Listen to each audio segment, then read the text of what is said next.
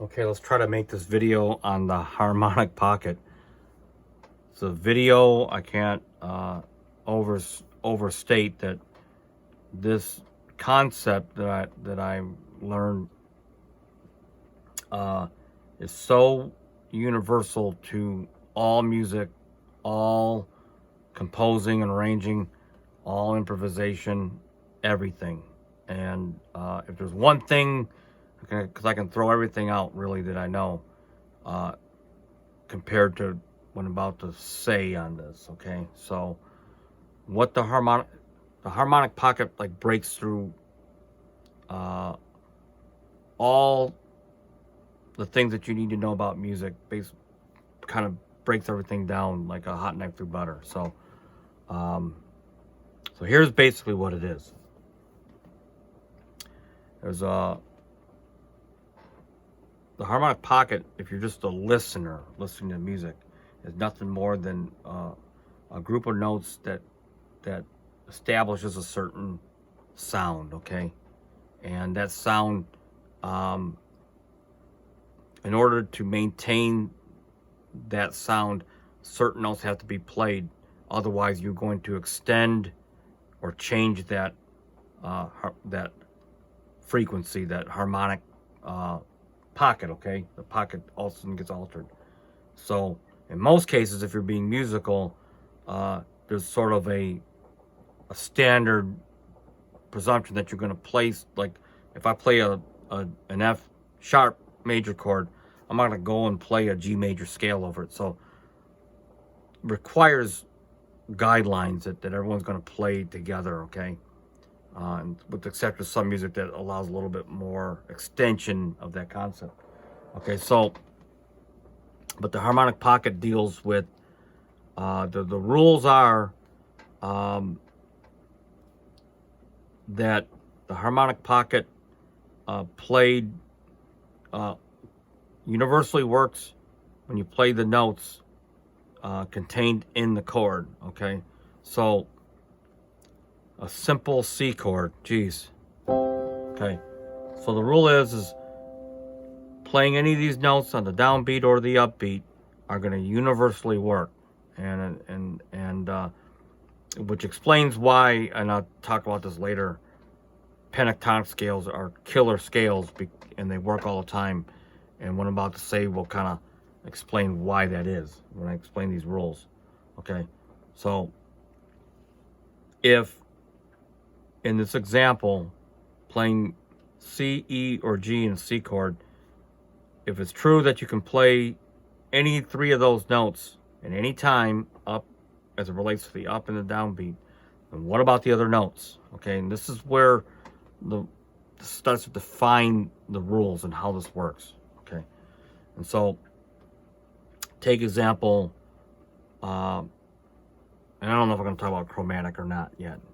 So let's just talk about diatonic. And this is why modal playing can get you, and you have to start carving out the way you play modal in modes, because it still doesn't address being able to play within the harmonic pocket. It gets you close, but it doesn't get you all the way there. Okay, so here's the way it works.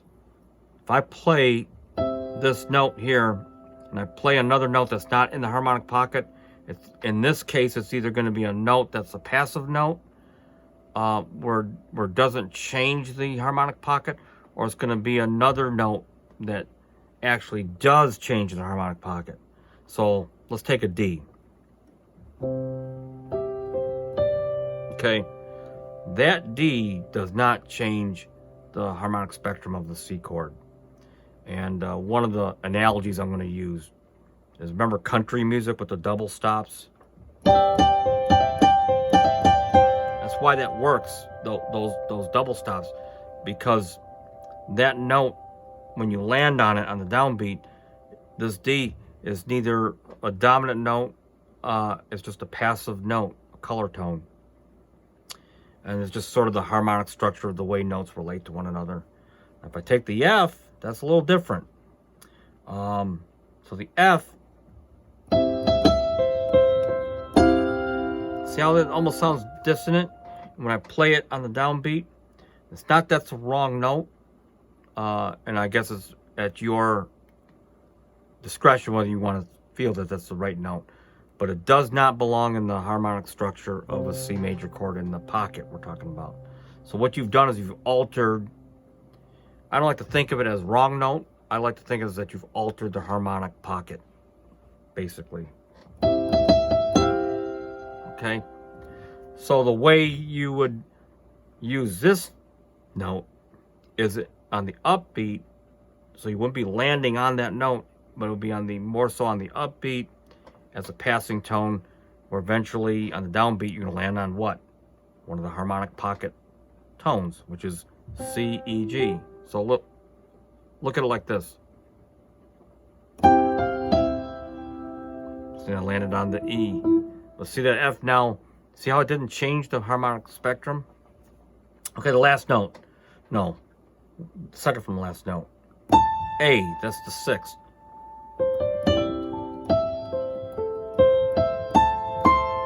Okay, it's kind of like the D note as well. And I'll bring that note as it relates to the pentatonic scale in a minute. But that's another note that doesn't really define the actual spectrum. Okay, it's just another frequency that melds within that spectrum that doesn't change it. And let's take one more note. This is the seventh note in the diatonic scale.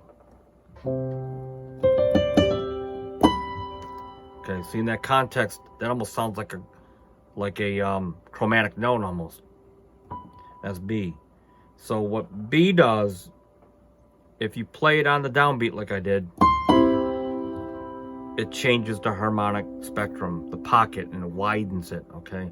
So now that note is an effector note. So now watch if I play this note on the downbeat.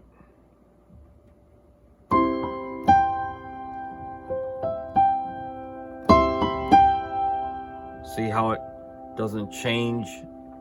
It doesn't make that C major sound me C major 7. It still sounds like a C major. Okay, so let's get back to the pentatonic and try to tie this together. Why does pentatonic, you know, when you first learning, you play pentatonic and you used to play it like crazy and you just go crazy, whatever. And it seems to work all the time. You know, you learn your first, you know, blues chord or whatever, and you play the pentatonic, it's like, gosh, this thing, I can't screw up.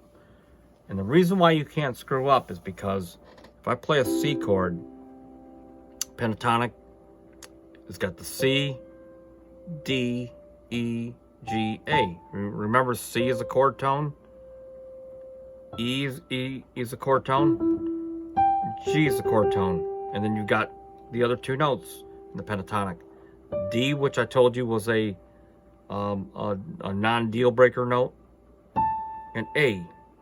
So which means is if you've got 3 chord tones and you got 2 passive tones that aren't chord altering, that means I can play this scale no matter what, whether regardless of what offbeat, upbeat that these notes fall on. Okay, and you're always safe within the harmonic pocket. Okay. Let's talk about the C major 7 chord.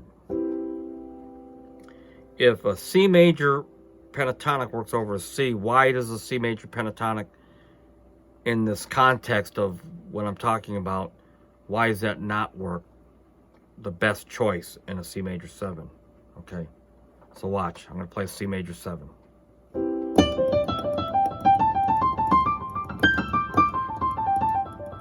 Okay, didn't sound dissonant, didn't sound bad. But the reason why that's not the best choice is because it doesn't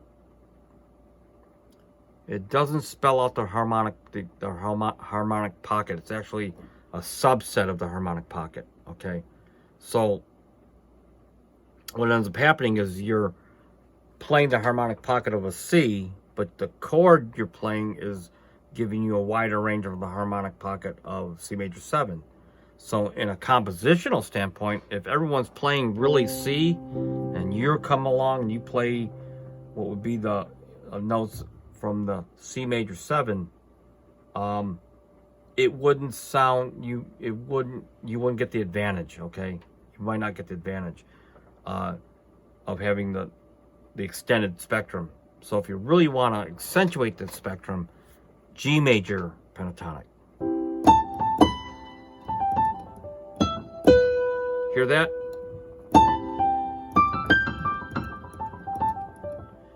And I'm just going to illustrate this out. For example, why it works so well is because, again, you've got the G, which is the 5th, A is the 9th, or is the 6th, B is the money note, that's the major 7th, D is that passive, remember the passive note, goes either way, the country note, E, which is the 3rd of the C major 7th chord.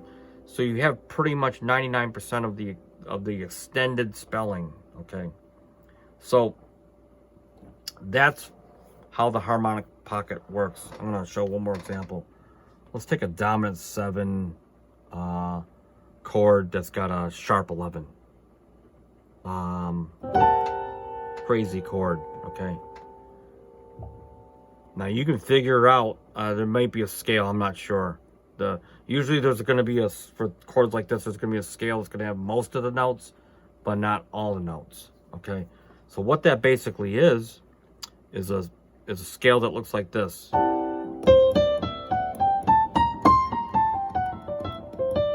Okay, and as long as you play those notes in a musical context, you're always going to be in the harmonic pocket. It's not until you play another note on the downbeat that's either going to be a passive note that's not going to alter the harmonic pocket, or it's going to be a note that on the downbeat that you hit that is not in the harmonic pocket, but that will change the harmonic pocket. It's kind of might be a little more difficult to illustrate, but if I do this,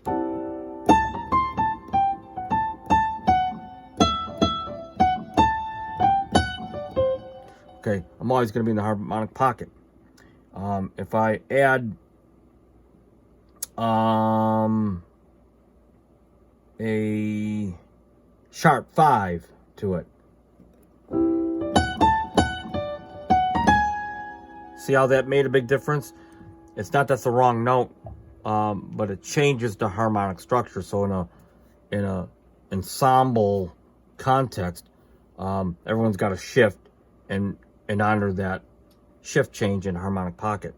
But to make the chord make sense and all that, like this, see.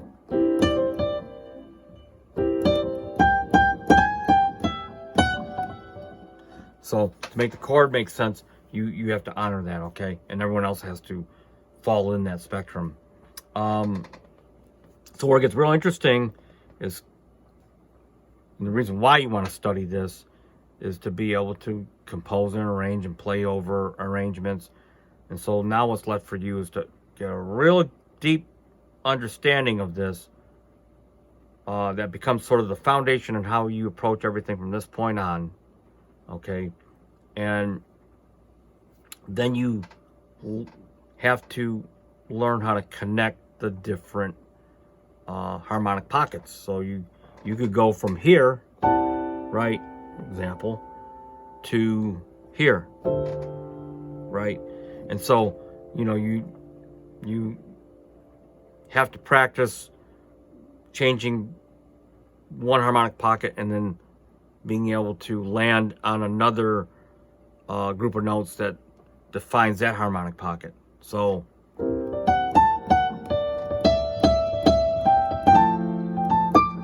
or whatever, and you know, and I just and as long as you stay within the harmonic pocket, which I suggest you do in the beginning, then you can start using chromatic or passing tones and connecting them in your own unique way. But even chromaticism from that standpoint still has to obey the harmonic pocket in context. So it's not like you can just play whatever you want. You can and you can't. And the great musicians that I know that I've listened to for over the 30 years or more, especially in the jazz, rock, fusion world and all that, have a deep understanding of how to extend those liberties, but still sound in the pocket all the time. And then the great composer and arrangers that do the pop music and so forth have a real deep understanding of being able to make real melodies and have melodies that stay within that harmonic pocket. They don't break that rule at all. And when they modulate and go to another key, they're right there with it. Okay, they don't do anything crazy. Okay, so hopefully you got something out of this video, and leave any questions or comments below. And please don't forget to subscribe to this channel. Okay, and until then, peace out.